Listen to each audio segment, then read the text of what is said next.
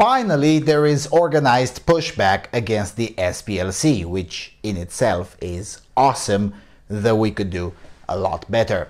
In other news, the gender-neutral policies suddenly fuck up with women's desires, which is great because when that happens, it becomes easier from a propaganda perspective to get more people to give a damn and abolish those said policies as they should be. Meanwhile, we got plenty of good news from Brazil as the rivers of leftist tears continue to flow, even though it's been just 1 month or almost 2 months now since Jair Bolsonaro was sworn in. Speaking of propaganda, we'll look a bit more into the fall of the propagandists at BuzzFeed and HuffPo, and also into how the pro-tranny propaganda is now being used by normal people to undermine it, even while normal people don't fully understand it, which is great. Let's explore.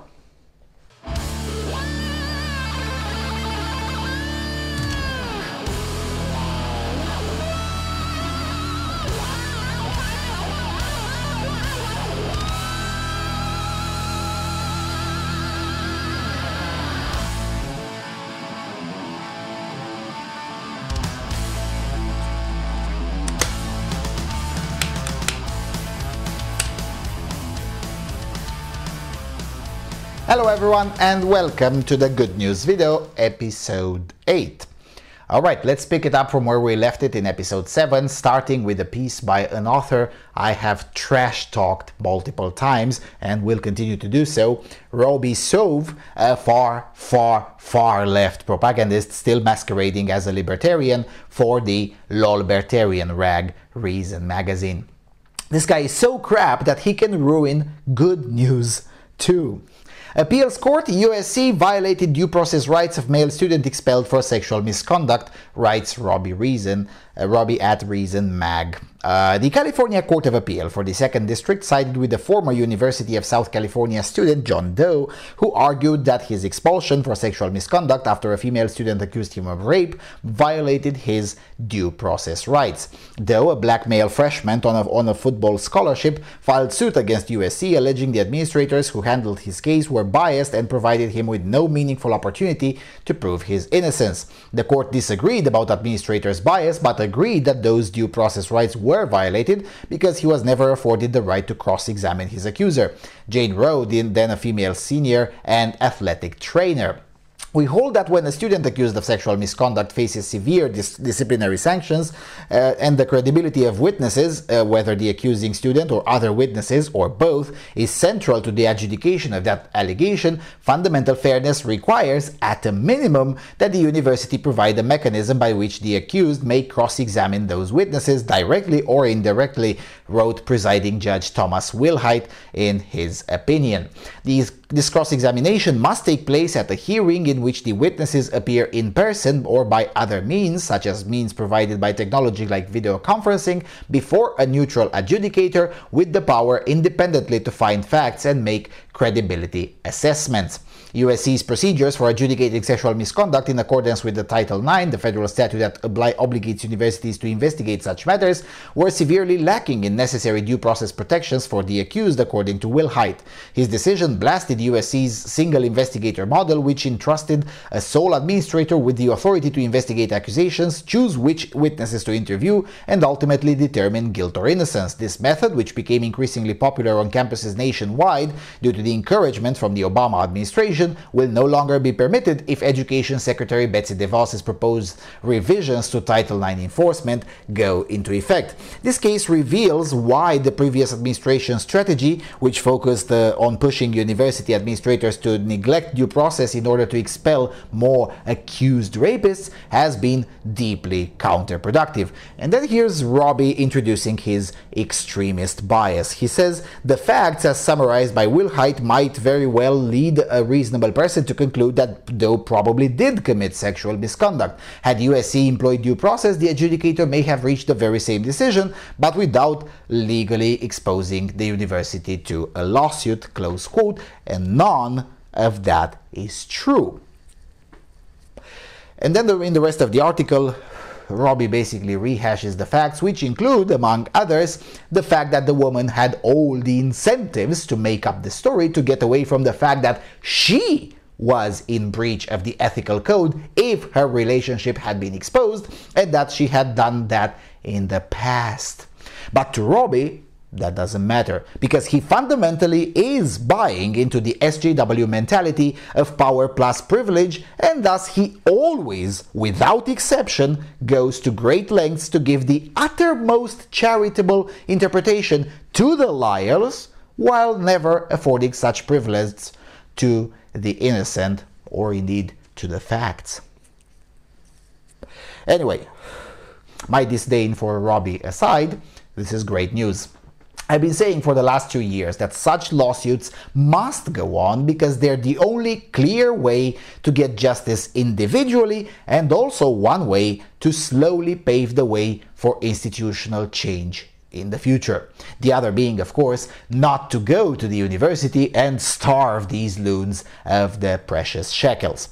Also, we should continue to root for Betsy DeVos's efforts to succeed. So far, she's been doing a great job at draining the swamp. But the swamp in education is really deep, because it's not just the universities. K-12 is also full of corrupt motherfuckers, both ideologically corrupt and corrupt in the more classical sense.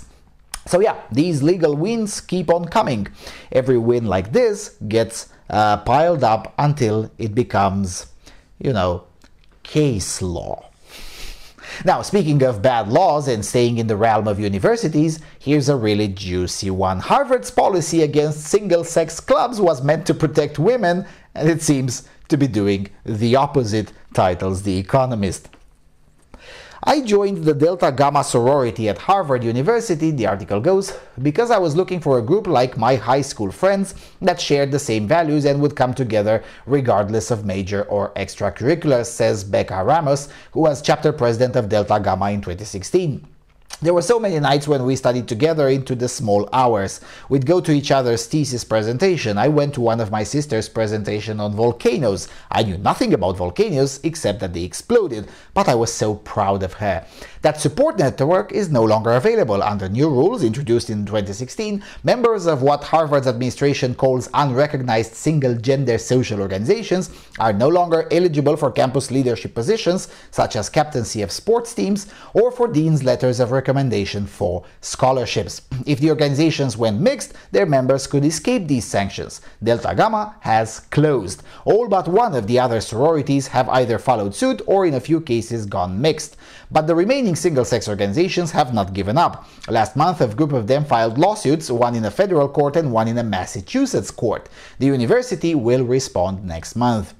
Despite scandals involving sexual misbehavior and drunkenness, America's fraternities and sororities are flourishing. Plenty of universities welcome them on campus for the support they provide to students, says Danny Weatherford, executive director of the National Pan-Hellenic Conference, the biggest umbrella organization of sororities. Undergraduate membership of the MPC's sororities MPC here stands for National Pan-Hellenic Conference, of course, but really most of them are NPCs. Anyway, so the undergraduate membership of the MPC sororities has increased by 60% over the past 10 years, but a few universities have clamped down on fraternities. Amherst has banned them altogether, and Harvard's policy is nearly as stringent. The motivation for Harvard's action seems mixed. In her letter to Harvard College's dean, the university's then president, Drew Faust, cited deeply rooted gender attitudes and the related issues of sexual misconduct for which the sororities were presumably not being held responsible, as well as forms of privilege and exclusion at odds with our deepest values, which she accused sororities, fraternities, and final clubs, the most exclusive single-sex social clubs, of perpetuating. The policy has plenty of support, but many oppose it too. Students marched in protest, and a sizable minority of faculty are against it, including Harry Lewis, a former dean of the college and a computer science professor for 44 years who taught both Bill Gates and Mark Zuckerberg. He has a lot of sympathy for the women in his discipline who join sororities. It's a way of getting away from the guys who are always looking at them. There will be 2 women in a class of 20 men. He characterizes the battle as the old liberal left libertarians and the right against the new, more authoritarian left and the university authorities. The argument against the administration is in part one of principle. A former Harvard administrator who regards the clubs as pretty obnoxious, if I had a kid at Harvard who belonged to one, I'll tell him he could pay his own tuition, nevertheless argues that freedom of association is important. If we'd happily write letters for people who are members of the Communist Party or the NRA, it seems lunacy to say that we'd refuse that to somebody who wanted to join one of these clubs. Opponents also argue that abolishing the organization is not going to fulfill the administration's aims. If the problem is gender attitudes, which presumably means discrimination against women, then the policy is counterproductive. Women are losing out more than men, while the sororities have almost all closed, the men's organizations have not. The men's groups are older and therefore have a larger alumni base, explains Ellen Rothschild, a former president of Harvard's Alpha Phi chapter. They're able to turn away from the scholarships because they can rely on these outside networks. If the aim is to reduce sexual harassment, there is little reason to believe that shutting down single-sex clubs would achieve that.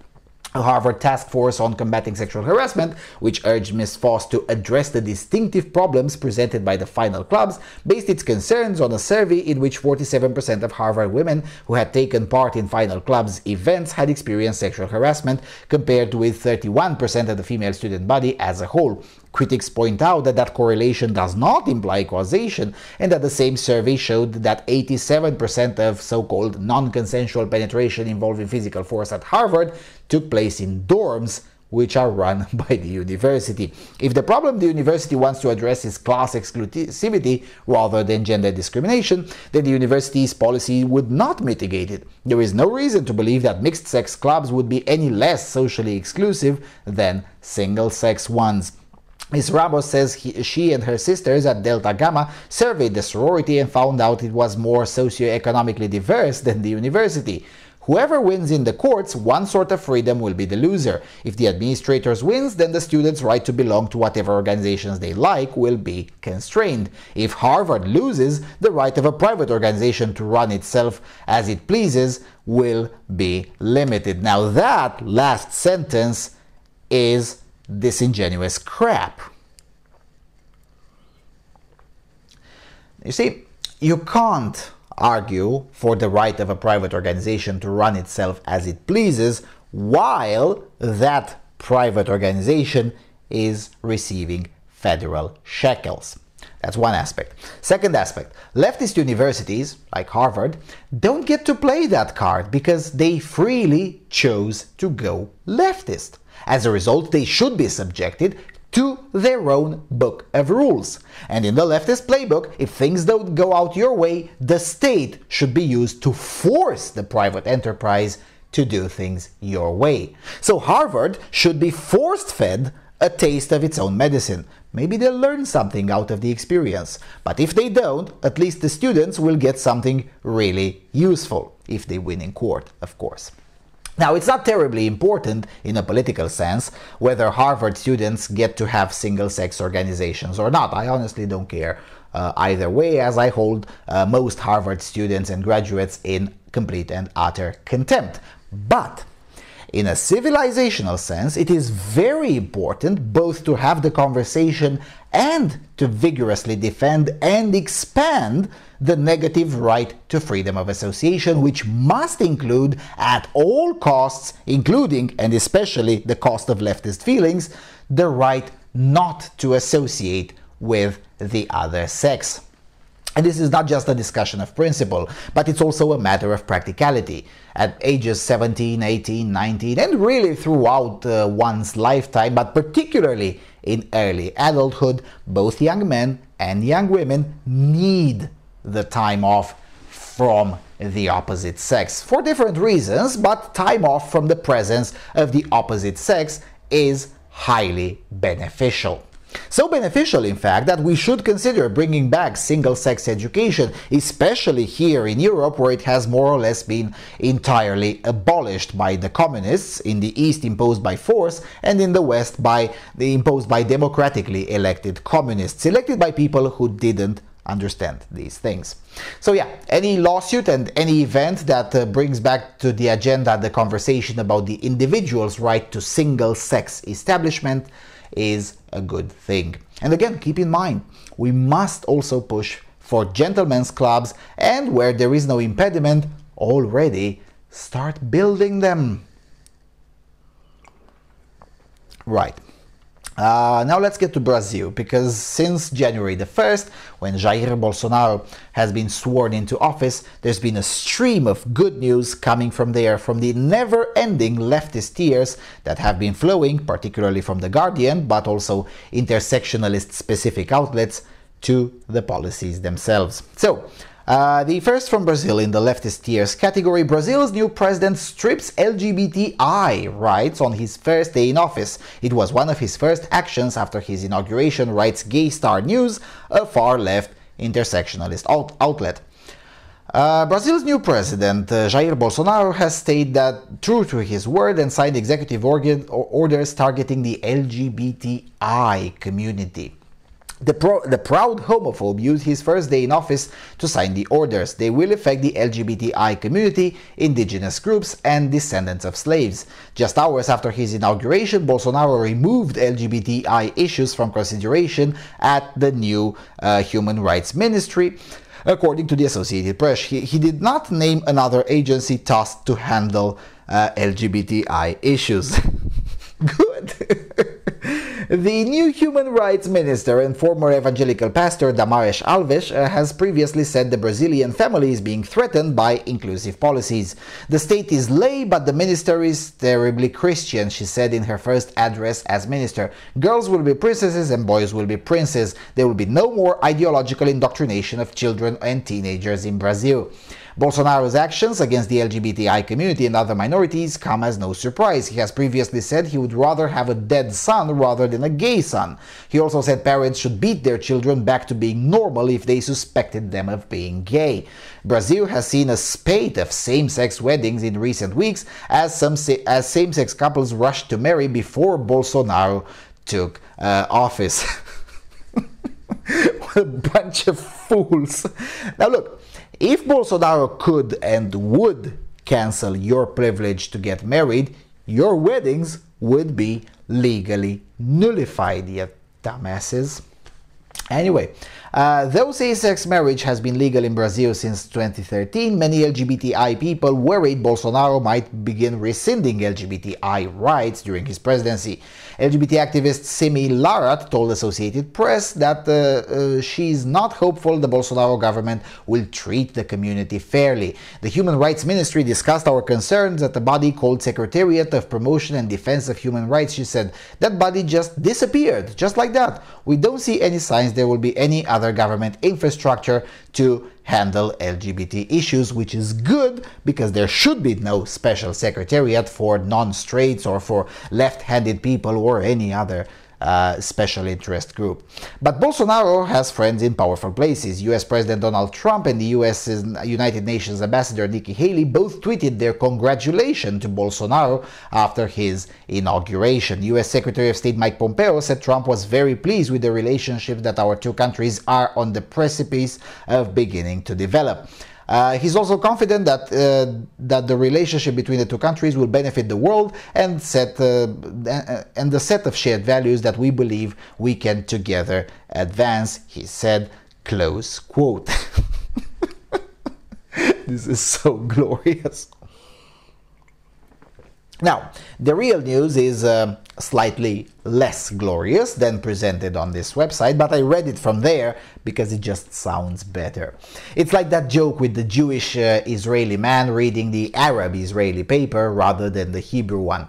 Anyway, I'll tell you the joke in another video. Anyway, what Bolsonaro did was to take the first step towards fulfilling his campaign promise, which was, and I quote, cleaning up the Marxist trash from our education, unquote, which to me is by far the most important thing to be done in any country, not just in Brazil.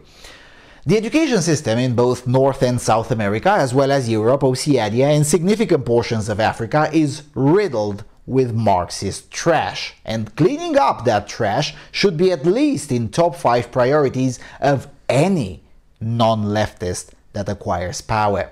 Bolsonaro is basically taking the first step towards that, abolishing as much of the special interest related bureaucracy as he can and removing as much of the far left propaganda from the taxpayers' money as possible. It's going to be a long uphill battle, so expect a lot more of these hysterical coverages. Now, speaking of hysterical coverages, Jair Bolsonaro, Brazil's new far-right president, fires hundreds of left-wing civil servants, titles the Russian-owned Independent. Brazil's new president has authorized the dismissal of civil servants who do not share his far-right ideology, it has been reported. Having taken office this week, Jair Bolsonaro has launched a purge of left-wing government officials, with approximately 300 people expecting to be dismissed. Officials who are seen as being supportive of the previous left-wing and centrist governments will be removed to clean the house, Mr. Bolsonaro's chief of staff Onyx Lorenzoni said. It's the only way to govern with our ideas, our concepts, and to carry out what Brazil's society decided in its majority, Mr. Lorenzoni said, according to Die Welt. He added that the vast proportion of those dismissed are on temporary contracts, and their removal is necessary to do away with the socialist and communist ideas that during 30 years have led us to the chaos in which we live. Mr. Bolsonaro was elected to the Brazilian presidency on a far-right platform where he promised to overhaul many aspects of life in Latin America's largest nation. In his first few hours in office, he targeted Brazil's indigenous groups, descendants of slaves, and the LGBT community with executive orders. During his presidential campaign, Mr. Bolsonaro, a former army captain and longtime congressman, said he would stop making what he calls concessions to native Brazilians and quilombolas, as descendants of former slaves are known. One of the orders he signed will make it all but impossible for new lands to be identified for indigenous communities. Areas set aside for the quilombolas are also affected by the decision. Another order removed the concerns of the LGBT community from consideration by the new Human Rights Ministry. Now, do you understand why I'm so excited by this administration? Now, I don't really need to explain why this is good news, do I? I mean, purging leftists from government is just basic, standard, good governance. Whether you're a liberal or a conservative, having leftists in government is just bad practice. And Brazil has had 30 years of really, really bad practice. Now, of course, the Independent can't help it from introducing a tiny lie in the article by saying that the purge affects those, quote, who are seen as being supportive of the previous left-wing and centrist governments, unquote. There are actually two lies here. One is that it's not about those who are seen, it's about plain communists. They identify as such, everyone knows that they're communists, their actions have shown it. There's really no debate that these people are leftists. Literally nobody is disputing that. Saying that it is those who are seen makes it sound as if there is some case for doubt. But there isn't, and never has been. The second lie is, of course, the casual mention that there is such thing as previous centrist governments, which is an outright lie. Brazil hasn't had a centrist government ever, but least of all in the last 30 years when it alternated from left to far far left. Not even center left governed the country, let alone centrists. Also, while I won't be reading the other article, I will mention that Bolsonaro also expressed openness to hosting an American military base, which I hope it will actually happen, preferably close to the border with Venezuela. The empire, and by that I mean the United States, should and must take advantage of this opportunity when both Brazil and Colombia are explicit anti-communist. This is a once-in-a-century opportunity to wipe out institutional communism from the continent for at least a generation. Because as I always say, liberty cannot all out win. But we can win for a generation, and then the next one will have to defend it. So yeah, a lot of great things happening with Bolsonaro, who also by virtue of breathing as acting president of Brazil, has also essentially quashed the Sao Paulo Forum, which is the forum built with the explicit intent to rebuild in South America what was lost in Eastern Europe. For those who've missed it, there is a 7 hours long video on this channel, and in the first 2 hours, Luis de Carvalho Neto explains some of this history, which you should always be aware of when evaluating Bolsonaro and generally the Brazilian political climate. In any event, perhaps the most significant Bolsonaro piece of news this month is the endorsement published on Mises.org, an institution which is oftentimes ambivalent when it comes to concrete actions, like most libertarians tend to be. But not this time. Cleaning up Marxist trash is the best way for Bolsonaro to build a better Brazil, writes Mises.org. The long-running joke about Brazil is that it is the country of the future and always will be. If Jair Bolsonaro is able to follow through on the tone he has set at the start of his presidency, however, it may not be long until the future becomes the present. Officially sworn into office at the start of the year, the Bolsonaro administration has already captured international attention. Having been portrayed for years by Western media as a sinister threat to Brazilian democracy, in spite of being a successful populist candidate embraced by a diverse electorate, the same outlets have been quick to depict the new government as a hostile threat to minority rights. The real story, however, is Bolsonaro's apparent commitment to the sort of ideological revolution that is desperately needed for his country to thrive. While history shows we should never trust a politician to deliver on lofty promises of liberty and freedom, the initial days of his presidency have moves deserving of praise. To start his inaugural address, Bolsonaro vowed to follow through on his campaign message of dramatically changing a government plagued by corruption and economic crisis. I stand humbled by the honor to address you all as President of Brazil and stand before the whole nation on this day as the day when the people began to liberate themselves from socialism, from the inversion of values, from the state gigantism, and from political correctness. Our flag will never be red. It will only be red if we need to bleed over it to keep it green and yellow. He followed this up with a tweet vowing to tackle the Marxist garbage in our schools head on. What's encouraging here is that Bolsonaro is identifying that the true enemy of his administration is not simply a political rival or a series of bad policies that must be reformed, but the socialist ideology that has caused so much misery throughout the world and Latin America in particular.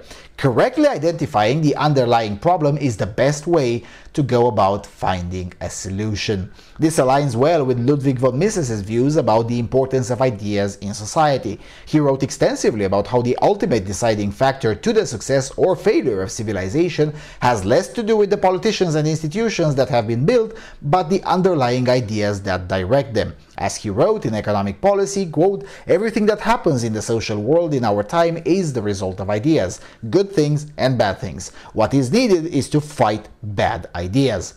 We must fight all that we dislike in public life. We must substitute better ideas for wrong ideas. Ideas and only ideas can light the darkness." Of course, a true ideological revolution requires more than simply political rhetoric and rousing speeches. The question will be how he is able to follow through with pro-market policies that will actually allow Brazil to succeed. Luckily, what most of the Western media has completely ignored is that the rise of Bolsonaro isn't as simple as populist politics sparked by corruption of presidents past. The country has seen a remarkable rise in pro-market and libertarian scholars within its intellectual class. Thanks to organizations such as Mises Brazil, Instituto Rothbard, Students for Liberty, and more, the works of great thinkers such as Mises, Murray, Rothbard, Frederic Bastiat, and more have been translated and dispersed throughout the country. President Bolsonaro has even been photographed with Portuguese copies of Bastiat's The Law and Mises's Economic Policy. This is important not only because it highlights the growth of these ideas beyond the narrow lens of politics, but also because it demonstrates that Bolsonaro has a talent pool to be able to tap into for his administration, close quote. So yeah, cool stuff. Oh, and Bolsonaro is also in the process of legalizing homeschooling and already relaxed the policies on gun ownership by civilians. Of course, that doesn't stop the media and the left, but I repeat myself, from calling him a fascist, because we all know that that's what fascists do. Give guns to the people, cut down bureaucracy, and legalize homeschooling as an alternative to the statist Marxist trash in the public schools. Yeah, that's exactly what fascists do. Anyway, let's move on much further north to Canada, to a story that I absolutely loved. A Canadian man changes gender for cheaper car insurance. I just basically asked for it and told them that I identify as a woman. In an attempt to save on car insurance, a Canadian male legally changed his gender to female, resulting in almost $1,100 in savings. According to CBC News, a man in his early 20s and only identified as David wanted to buy a Chevrolet Cruze and was given an insurance quote around $4,500. He then asked the insurer if his cost would change if he was a woman. He was told his yearly insurance bill would be reduced to $3,400. I was pretty angry about that, David told CBC News, and I didn't feel like getting screwed over anymore. When he asked the insurance agent to change his gender on the policy, his request was denied. So instead, he changed his gender on his birth certificate and license by first obtaining a doctor's note by telling the doctor he identified as a woman. It was pretty simple, he said. I just basically asked for it and told him that I identify as a woman, or I'd like to identify as a woman, and he wrote me the letter I wanted. When David applied to change his gender, he was required to have a doctor's note, but since then the requirement has been removed. David claims he took advantage of a loophole and that he felt like he beat the system. I did it for cheaper insurance, David said. By switching his gender, David was able to save $91 a month. He claims he did it to target the insurance industry, not to insult the transgender community, but many people are still upset. An MLA in Canada tweeted out her rage, calling it perjury and a crime. I think it cheapens the whole process. It sort of casts doubt on everybody else's motives for making these changes, Marie Little, the former chair of the Trans Alliance Society, said to CBC News. I think it gives ammunition to people who want to take rights away from trans people, close quote. Well, Marie Little is not wrong. I mean, yeah, sure, it does cheapen the whole process, which is a good thing, because it needs to be cheapened and end up being seen as inherently illegitimate and a scam, because that's exactly what it is. And yes, it does cast doubt on everybody else's motives for making those changes, as indeed it should.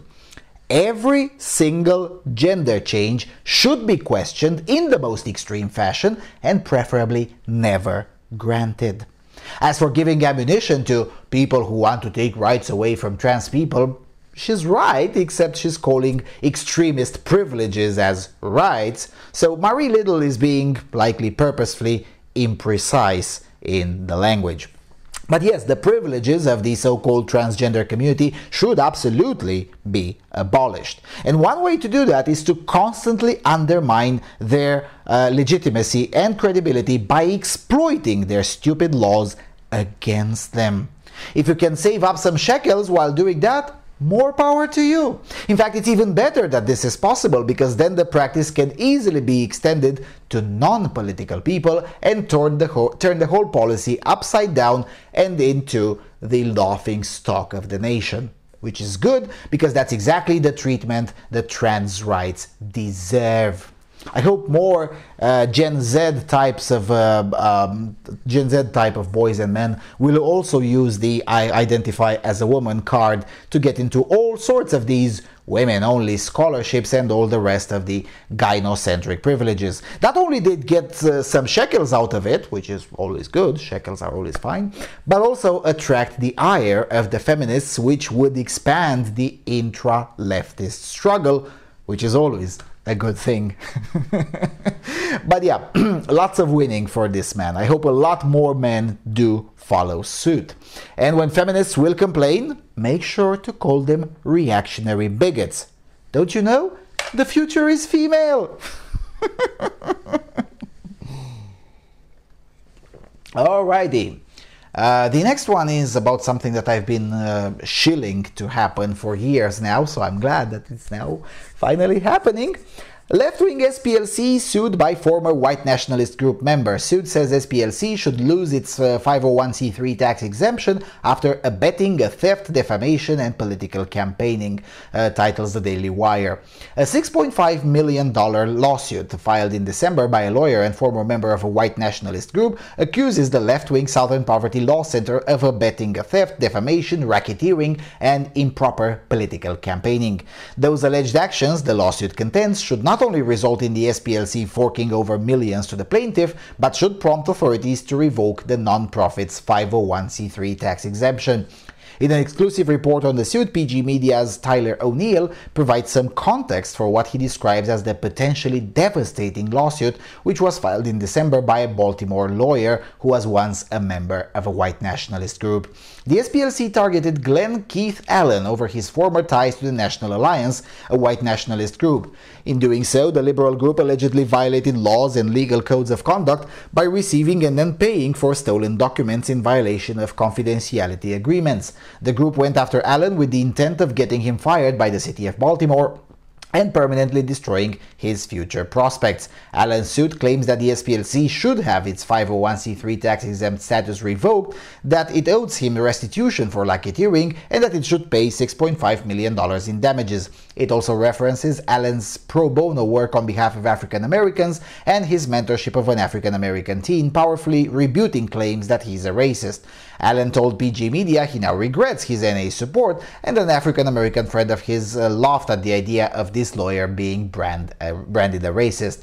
The lawsuit stems from an August 2016 article by SPLC Intelligence Project Director Heidi Beirich, which described Allen as a neo-Nazi lawyer due to his former membership with the National Alliance, and suggested that his work for the Baltimore City Solicitor, involving a lawsuit filed by a black man who had been wrongly accused of murder, was racially motivated and malicious. As part of his job with the solicitor, Beirich filed one specific motion to help the city in a lawsuit filed by a black man who was wrongly accused of murder, O'Neill writes. Beirich pointed this work as malicious to African Americans. Beirich's article prompted Baltimore's law department to immediately fire Allen, who had been hired just a few months earlier after leaving the international law firm DLA Piper. As part of the evidence for the article, Beirich publicized documents the suit says the SPLC obtained illegally, violating non-disclosure agreements and using an alleged paid informant to obtain them. The suit also accuses Beirich of smearing the American Eagle Party, which is described as racist and anti-Semitic in the article. It also accuses the SPLC of using its resources in a way that violates political campaigning restrictions for tax-exempt groups. The SPLC should also lose its tax-exempt status for mail and wire fraud, false statements on its tax forms, and campaigns of destruction and defamation against its perceived enemies, the lawsuit claims. O'Neill reports, noting that the suit includes no fewer than 9 counts against the defendants, so even if one or more fail, it would be very difficult for the SPLC to convince the court to dismiss the case. Allen does not deny having been a member of the white nationalist National Alliance, which endorses racist and anti-Semitic ideologies, but says he's since renounced it. "My affiliation with the National Alliance was a mistake, one of the greatest of my life," Allen told PJ Media. "I would like to believe we live in a society where people can learn from their mistakes and move on." O'Neill underscores that Americans will rightly view the National Alliance's ideas as disgusting. Even so, the rights of free association extend to all Americans, even those who wish to affiliate with such groups, he writes. The law should protect NA's property and enforce its contracts, close quote. Great. Absolutely great. I've been writing to various agitators for years with suggestions on how to use the law to drain the SPLC's funding. Some other people, more or less connected with me, have also been tracking down every individual smeared by SPLC with suggestions on how to fight back, especially and explicitly with the goal to undermine the finances of the SPLC. The financial aspect is the most important here because that's where the power of the SPLC lies at this point. Their institutional clout has been severely diminished, with the FBI dropping them from their trusted sources and many other institutions quietly but effectively distancing themselves from them. So that was great. But now their checkbook needs to be attacked from all angles, through subversion and agitation inside its donor base, through lawsuits, and also good old astroturfing. The first two are finally happening, but the astroturfing part is still lagging behind. We need more efforts in that direction as well. Although even there have been some progress. There's a group of non-profits which was formed back in May 2018 with the purpose to work out the strategies for multitude of lawsuits against the SPLC. So expect more of these kinds of news in the near future. But more importantly, that group has started issuing legal threats to the media and CEOs of companies that if they parrot the SPLC talking points that happen to be a lie, which is the case with most SPLC talking points these days, then they, the media and the CEO, would end up as co-defendants in the lawsuits they're setting up.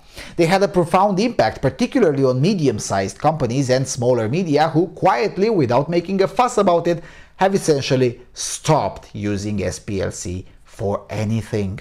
But make no mistake, this particular branch of the Leviathan will take years to be brought down. But 7 or 8 years ago, publicly questioning the SPLC was something only a Voice for Man and a few others would do.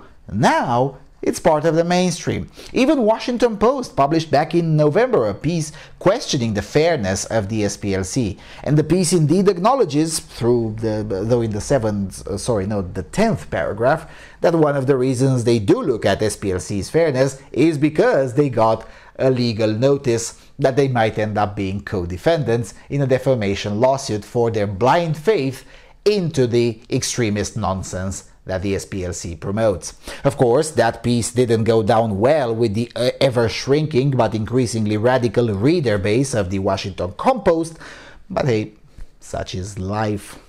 SPLC has an endowment of almost $500 million, and its net worth is at least $650 million. So it's gonna be a death by 1,000 cuts, or more like $700 million cuts, or something in that ballpark. And more political operatives should focus on undermining the SPLC financially because it's a good way to make money.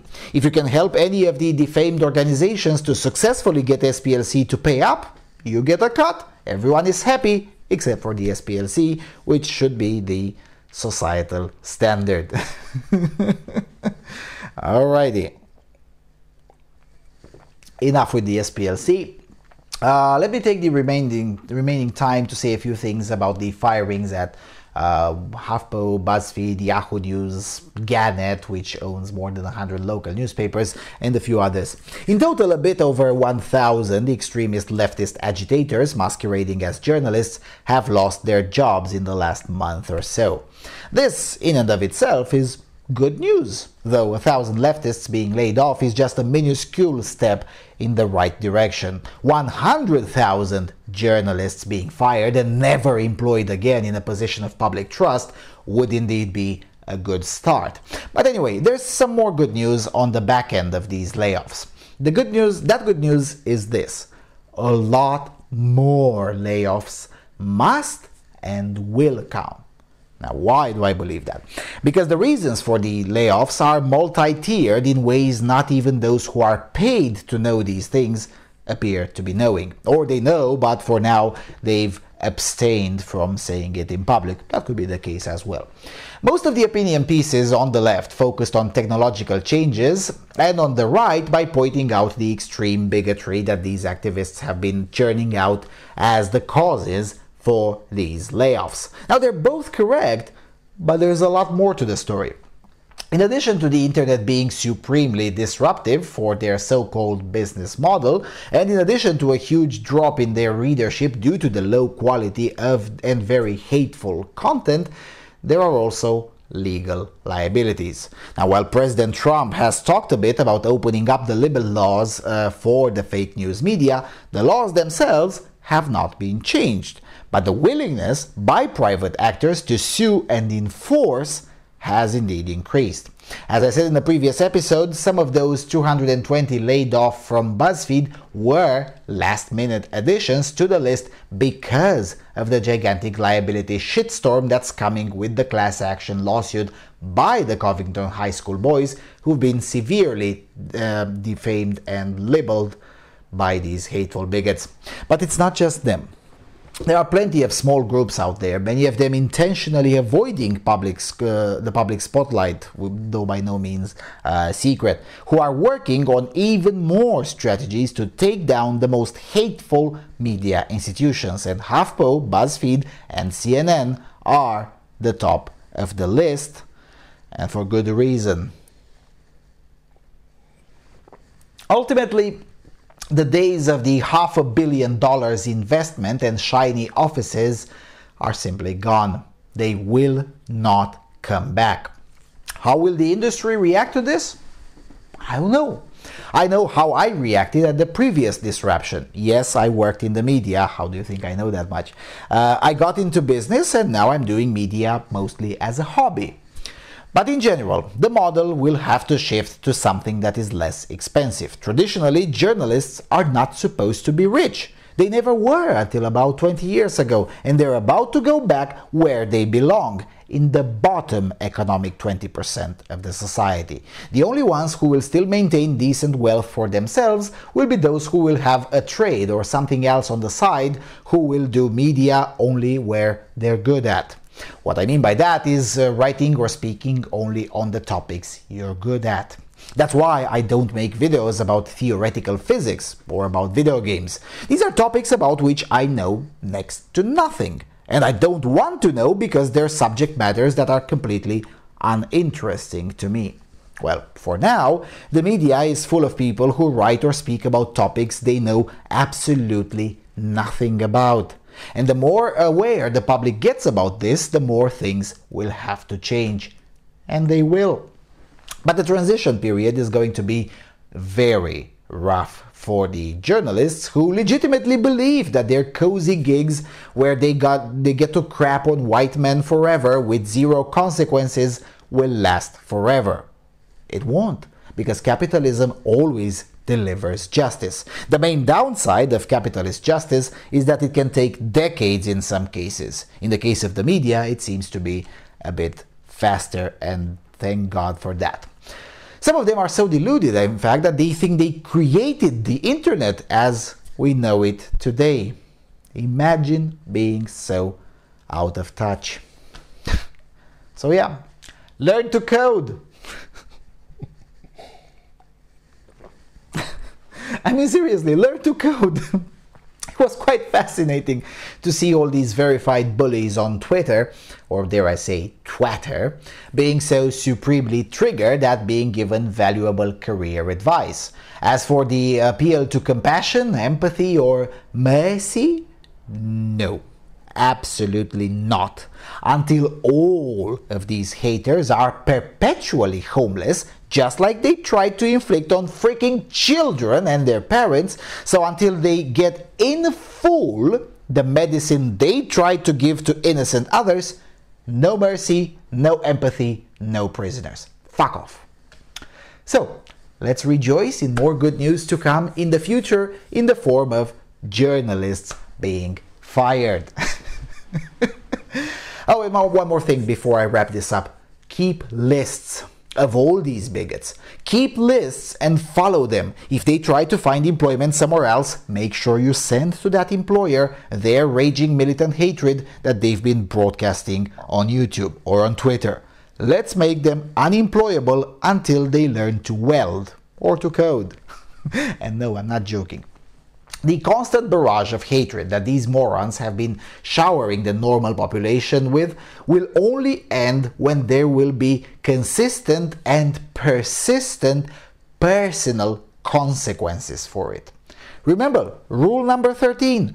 Pick the target, freeze it, personalize it, and polarize it. Cut off the support network and isolate the target from sympathy. Go after people, not institutions, because people hurt faster than institutions. Hey, I never claimed turning the tables on the left is going to be pretty or nice. No, it won't. It won't be nice at all, but it has to be done. Alrighty, with all of that being said, thank you all for watching. Thank you for your continuous and generous support. Please do consider throwing a shekel if you derive any value from the work being done here. Please do subscribe to my social media, check out the website, and I will see you all soon on the Freedom Alternative.